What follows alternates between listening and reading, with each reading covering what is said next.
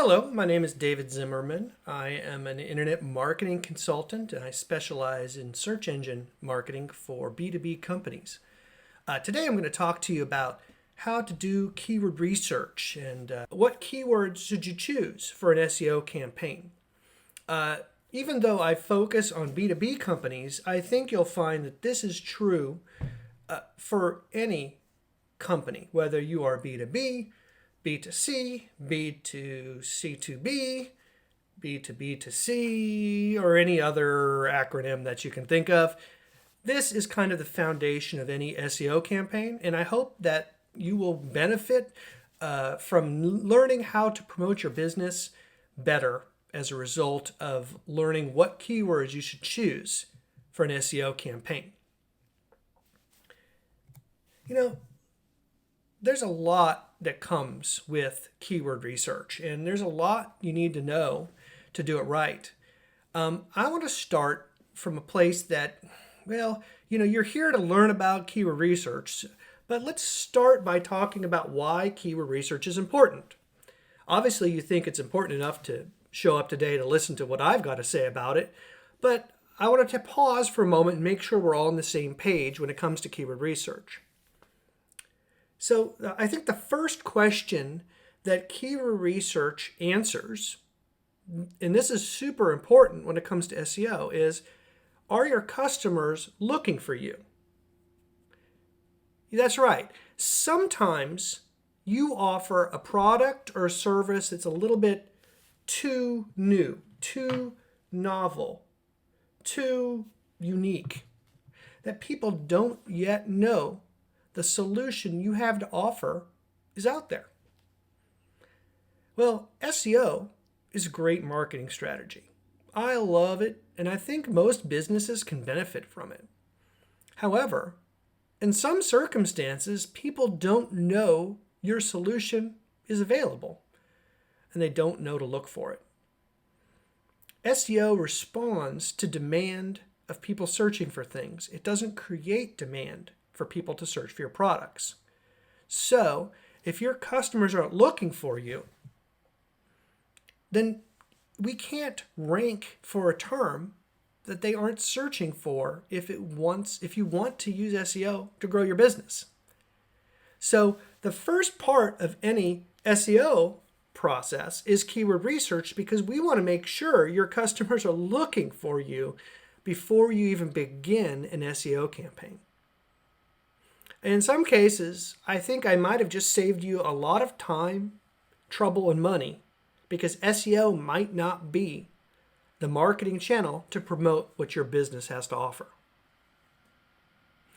But the other reason keyword research is important is because, frankly, it's the foundation of any good SEO campaign. SEO, most people think of when they think of SEO is the OnPage Optimization. And keyword research will definitely tell us what we should be talking about on the page if we expect to get traffic and customers from our SEO efforts. But it does a lot more than just tell us what we should optimize a page for. Keyword research can help you with content creation. The fact is any SEO campaign has an insatiable desire for new content to put on your site. Blog posts, more videos, more images, infographics, blah, blah, blah, blah. Content is really unlimited when it comes to an SEO campaign. What the heck do we write about? Well, the keyword research process is going to show us how customers are looking for us and what they're asking about what we have to offer. And that's going to help us generate a ton of content, which is going to lead us to SEO success. And another important part of any SEO campaign is link building, or what some people call off-site optimization. Google uses the keywords, the ideas on the page to determine what a page is about. But of all the pages on the internet that talk about the same topic, which one's the best? Google uses links from other websites to determine that. And so we need to be building links from one site to our site if we want to expect Google to consider us the true authority on our topic. This is tough. It's hard to do right. It's hard to do well. It's there's a lot of ways to cut corners, but I wouldn't recommend it. So if you want to do link building right, the first thing you need to do is understand how to do keyword research. It's going to come up with a ton of ideas for you for keywords or for link building. It's going to come up with a ton of great opportunities for you. That's why keyword research is important. It helps us identify whether customers are looking for us in the first place, or if they are, how they're looking for us. And then it's the foundation for everything involved in how we do SEO from that point forward. Well, okay, great, David. Yeah, I know this. That's why I'm here. Let's get to it. All right, let's do it. How do you do keyword research? I think there's basically 5 steps to keyword research. First, we're going to brainstorm a big list of keywords. Next, we're going to clarify those keywords into a little bit more focus that focuses around what our business has to offer. Third, we are going to go to apply some data to those numbers so we're not just guessing how our customers might be looking for us. Once we have data, we're going to organize that keyword list into various ideas and topics. And once we have those topics, we're going to focus our keywords on particular pages. So let's get started. And the first step is brainstorming.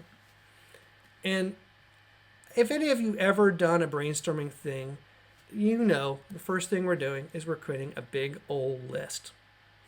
I just like to sit down and think about all the different ways someone might be searching for my client. Now, if you've ever done keyword research, I think you might know that the most important part of a brainstorming list is to not edit yourself, is to just put more and more opportunities, ideas down there. We're not trying to edit. We're not trying to say, oh, I don't know if that's a good idea. We are just literally throwing down every idea we can think of. Well, sometimes that's tough, especially if we are true experts in our industry. We might use phrases or terminology or verbiage that, frankly, our customers don't use. And that's where I think we need to tap into the resources that we have. Go to your customers. Talk to them about how they would look for your services. Listen to how they describe your services to you. Go to your sales team and look and ask them, what do people commonly ask about us? How do they get confused? The fact is that sometimes customers might search for you using the wrong idea, but you'd be willing to take money for them even if they're a little uninformed when it comes to your products or services. Those keywords are important, and we just want to gather as much ideas as we can is the first step to keyword research. When we've done this, another way we can come up with new ideas is simply going to Google. I like to take, after I've done my first initial list, is take some of those ideas and go to Google and just type them in. There's going to be a ton of data for us for keyword research. For instance, have you ever noticed when you type something into Google, it's trying to help you out by suggesting other ideas related to it? That's called Google Autosuggest. Now, if you've ever done a search for that phrase before, Google's going to suggest that you might be looking for that phrase again. But the other words in that list as you type are phrases other people have entered into Google at that time. The second thing you might find on a Google search result is the people also ask. This is the idea that, hey, you know what? If people are looking for this idea, they're also asking these questions. You might find this kind of in the middle of the search results page. Oftentimes these are questions. You know what? If you're entering a keyword and people are also asking about a topic, maybe you should write it down and save it for later. These are questions your customers might be asking about your topic, and these will come in really valuable when you're trying to create content. At the bottom of the search results page, you're going to see that people also search list of keywords. Write those down too. In fact, click on them and see. Go into the rabbit hole a little bit. See how people will be searching for your idea. This is a great way to make sure you're not just using your own internal language to talk about the products or services you have. These are things that people are also looking for related to your topic. Some of them might not be relevant. Some of them might be new ideas you've not thought of yet. But it's worth your time going down that rabbit hole. Another great opportunity for keyword brainstorming is the Google Search Console. I hope you've all installed Google Search Console. It's free. There's no reason not to, and there's a ton of valuable information in there. Google Search Console will tell you all the ways people are searching Google to find what your business website. Now, we need to understand this data a little bit to use it effectively. This is how people are searching for you and finding you now. There might be other ways they could find what you have to offer later, and it's not going to tell us what people aren't finding our site with, but it is telling us what they're already finding our site with. In other words, this identifies what they're already finding us with, not what they could find us with. With keyword research, we're hoping to identify the opportunities they haven't found us for yet. But the Google Search Console data is what they're already finding us for. Let's consider that so we don't unoptimize ourselves out of ideas that we're already getting customers for.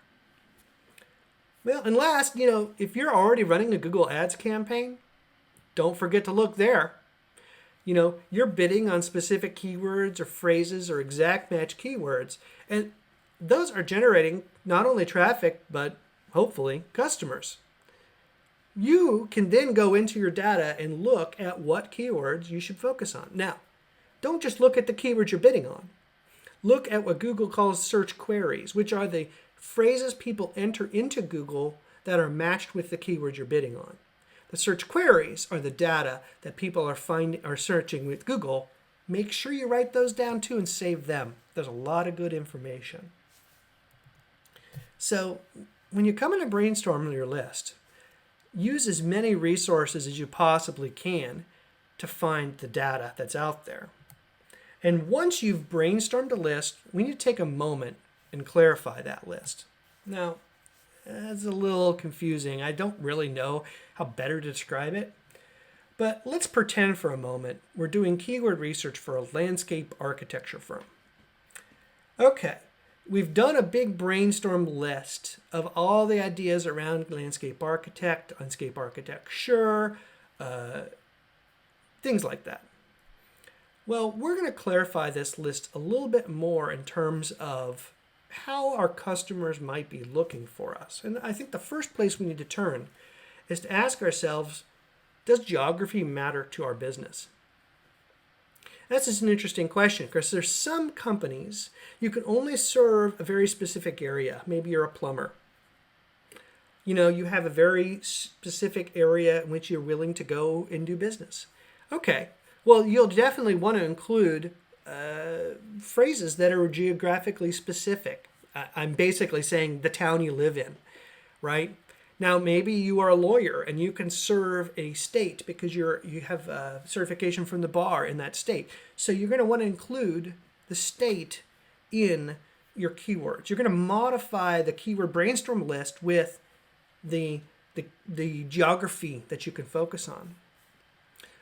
But, sometimes your business isn't specific to a geography. Landscape architect might be a great example of this. A landscape architect can provide landscape architecture services, well, really anywhere. So the geography might not matter for their business.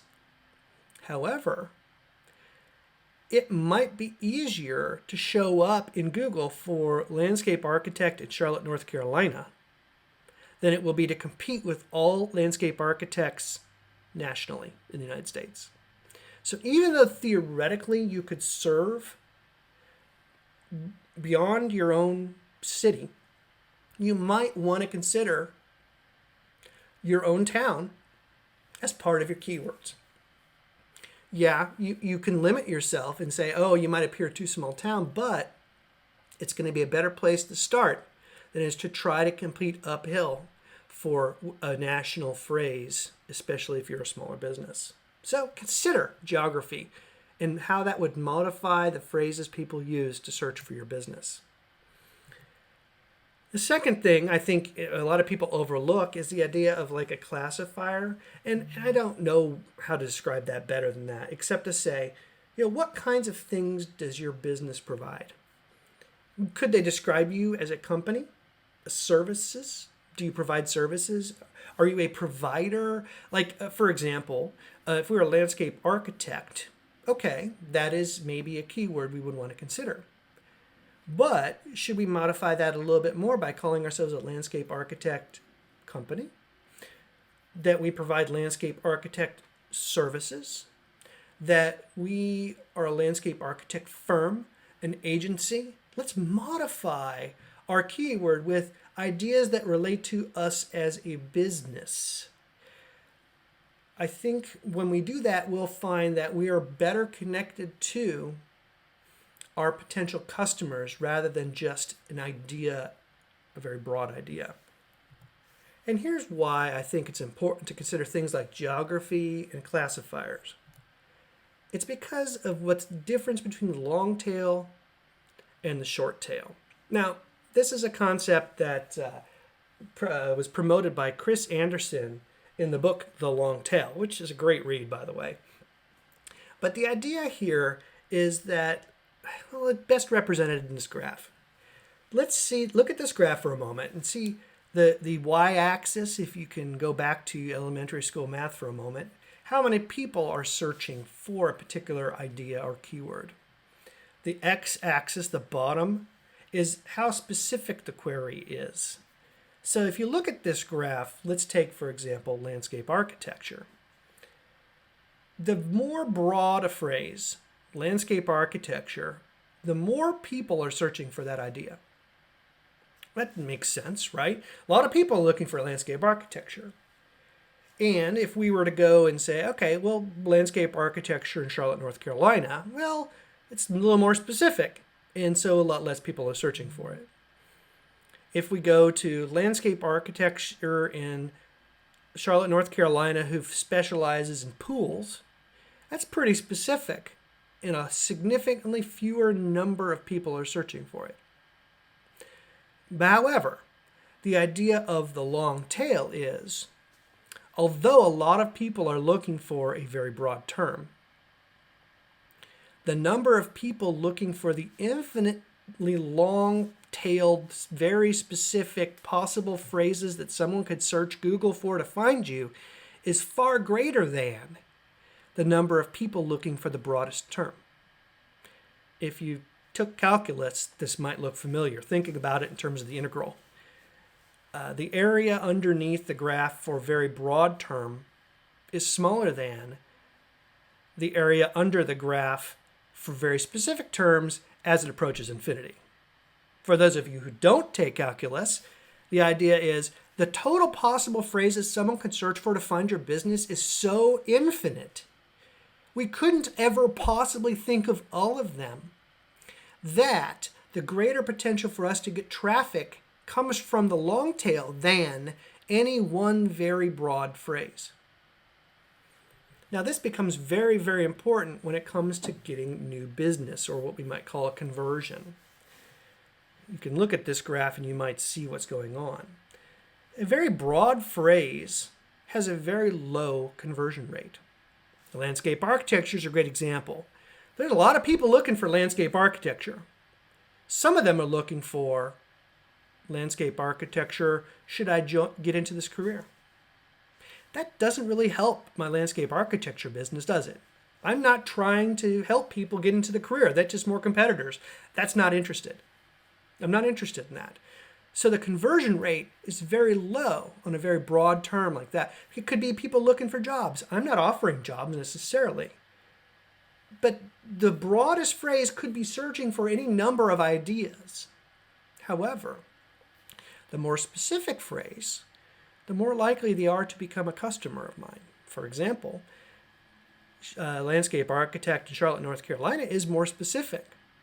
And by being more specific, it's more likely to generate a business, customer, right? If someone's looking for landscape architecture in Charlotte, North Carolina who specializes in pools, that's pretty specific. Now, if I'm the only website in the world who comes up for that phrase, you know what? 100% conversion rate. I'm going to get that customer. And the idea here is the more specific, yes, less people are looking for it, but more people are likely to become a customer of mine.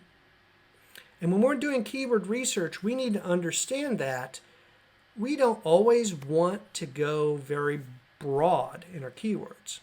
We want to modify it with ideas like what services we provide, or where we live, or where we focus. These are the ideas, because when we bring the long tail together in terms of traffic and conversions, we can find a sweet spot.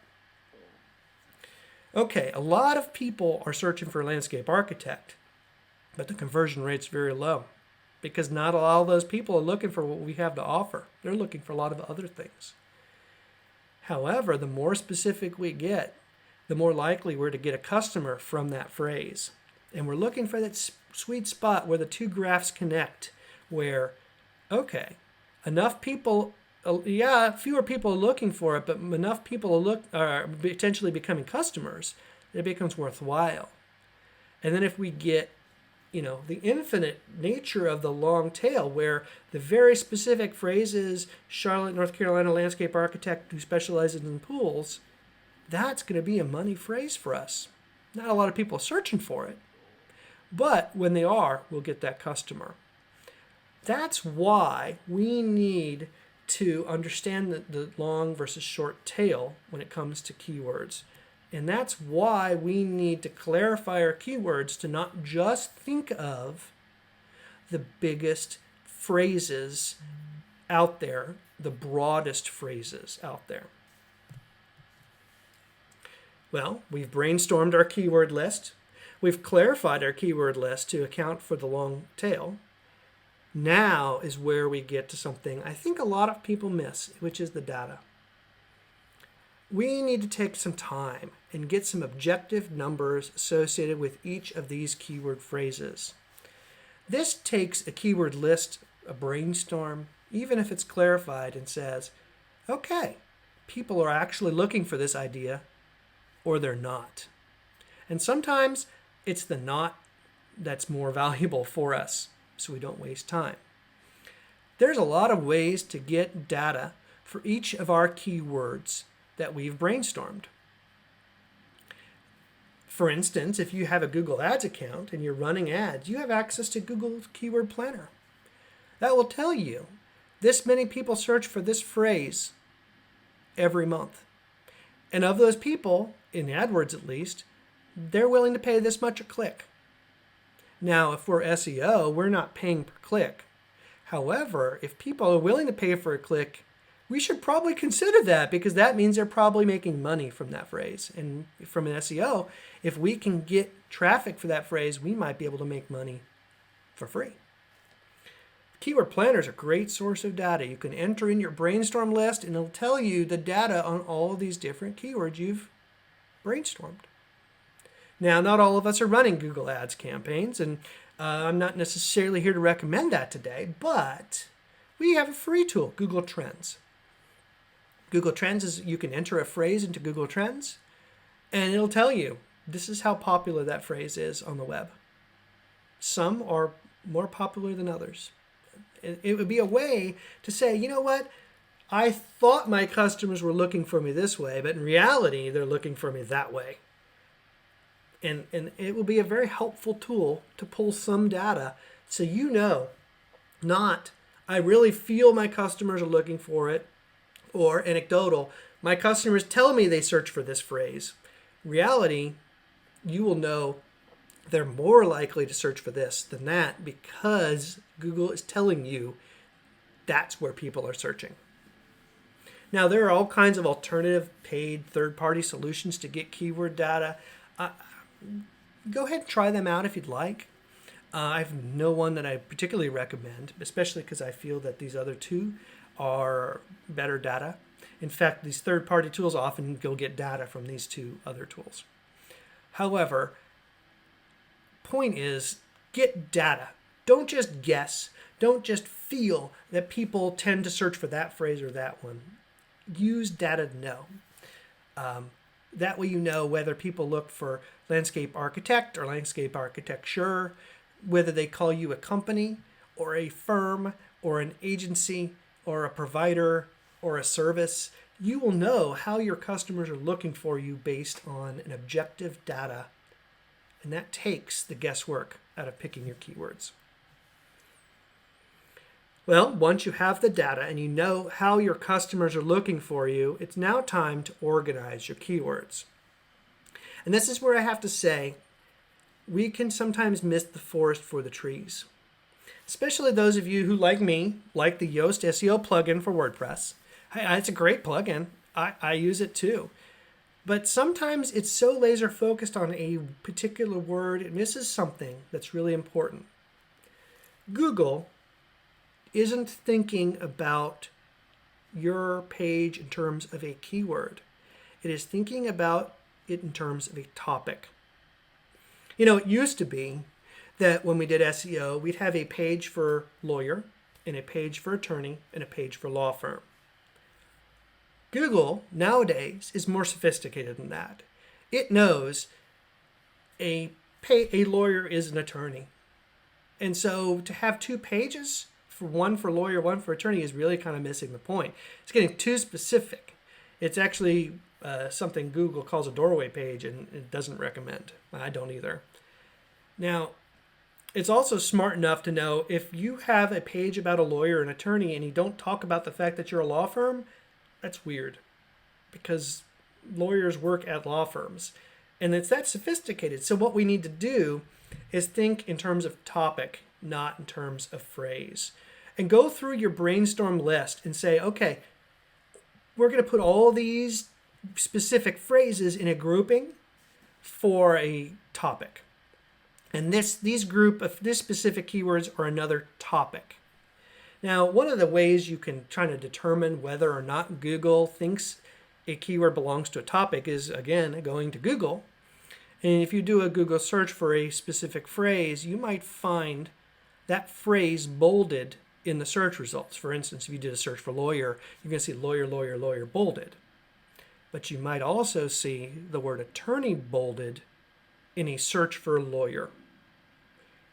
Try it and see if you can replicate this yourself, because Google thinks attorney and lawyer are the same thing. And so you can rank for the word lawyer by using the word attorney. Now, how this applies to your specific business, I don't know. But you can do the keyword research and find out by going to Google, typing in some of these ideas, looking at the bolded keywords to determine, is it the same topic or not? Once you've organized your keywords together, that's when we focus our keywords. We are going to produce one page on your site per topic, and each topic will contain several keywords that relate to that topic. Now, you may, in fact, if you've done the keyword research right, you probably did identify pages for your site that you didn't even know you needed. Build them, right? You might have opened up the door into new product lines, new services your company can provide in order to find you and what you have to offer. So don't just optimize your existing pages for topics. Identify new pages you need to build. Build them. You've done the keyword research. You know how customers are looking for it. Include those words on the page. And that's how to do keyword research. Brainstorm a big list. Clarify it. Understanding the difference between long tail and short tail. Get some data behind that data, behind those keywords. Organize them into topical groups and then focus each topic on a different page of your site, sometimes building new sites. So, you've done keyword research. Congratulations! That's pretty cool, huh? Well, what's next? Now that you've done keyword research, you need to ask yourself, are people searching for your business? Sometimes people aren't searching for what your business has to offer. That's okay. What that's done for you is now you know that SEO isn't the best way to market your company or your services, or maybe some services people are looking for and some services people aren't looking for yet. Find another way to market your business. SEO responds to demand. If people aren't looking for a service, that means you need to do a demand generation marketing campaign. That's a PR campaign, maybe social media, maybe it's display advertising, maybe it's any number of ways to generate demand for the services that you have to offer, but SEO isn't going to be the way to do it. Sorry, I hate to be the bearer of bad news if this is you, but I hope this has saved you money and time and trouble and not try to SEO something that people aren't looking for. However, I'd suggest most businesses, there's something they have to offer that people are looking for. And if you've done the keyword research and identified those ideas, it's time to start an SEO campaign. Now, there's several parts of an SEO campaign that we need to talk about. The first one is technical SEO. Now, I have spoken at WordCamps at length on technical SEO, and if you run a WordPress website, you've got 90% of it already set up. But the fact is you can't optimize a site that Google can't read, and that's what technical SEO is making sure. Now, I can't give you an entire discourse on technical SEO today. The short version is install Google Search Console. If Google has a hard time reading any part of your site, it's going to tell you there. Use Google Search Console to make sure Google is reading your site correctly and accurately, and that's probably the best piece of advice I can give you on short notice for technical SEO. But again, if you're running WordPress, most of it is out of the box, taken care of right. That's why WordPress is such a great solution. Once you got the technical SEO out of the way, making sure everything's working right, now it's time for on-page optimization. Now, again, this is what most people think of when they think of SEO. And now that you've gotten a list of all the keywords that you know people are searching for because you've got data, and it's organized into topics, now you know on each page what you should be talking about. Now, there's all kinds of little things you can do. You can do alt tags, you can do this, you can do that, blah, blah, blah, blah. Hey, don't get too overwhelmed in the details. If you simply talk about your products or services in terms that people are using to find them, you're getting most of the way there. Just work on speaking your customer's language. I mean, that's just basic marketing, isn't it? Like, speaking to your customers in words that they understand. Good marketing is good SEO. And if you just do that, okay, there's a lot of little details we can do, but the bulk of the work is using the phrases that our customers are choosing to search for us. But there's a lot more to SEO than just on-page optimization. You're going to want to create a bunch of content. There's a lot to do when it comes to content creation for a website. Maybe this is blog posts, and it's as simple as that. Maybe it's videos. Maybe it's infographics. Maybe it's ebook downloads. I don't know. But you need to create content for your site. What do you talk about? Well, the keyword research process has maybe given you a bunch of ideas about which you can talk. Questions people are asking about your keywords. Does this sound familiar? Now you got a ton of ideas. Produce them. This is where you're going to get the long tail. Yeah, you're going to have a page on your site focused for each topic, but it's this content that you're producing in your blog, on your whatever, that's pointing to those main pages that's going to bring in the long tail for all those phrases that someone could possibly search for that we haven't even found yet. Now, I will say a moment that cutesy titles for content is probably a bad idea for SEO. Use phrases that people are actually searching for, and you'll find better success from your content creation. Next comes link building, and this becomes a scary thing for a lot of people, and I'd say should be a little scary. Link building is a great way to get your site into trouble, but it's very important, and so we need to talk about it. Link building, done right, can come out of a good set of keyword research. When you're doing Google searches to understand how people might be searching for you, you might identify there's a company that keeps coming up for my favorite keyword phrases, the ones that have data. That's a competitor. Maybe you should make note of that. Maybe you should look at how people are linking to their site and see if you can get links like they have, or even better than they have.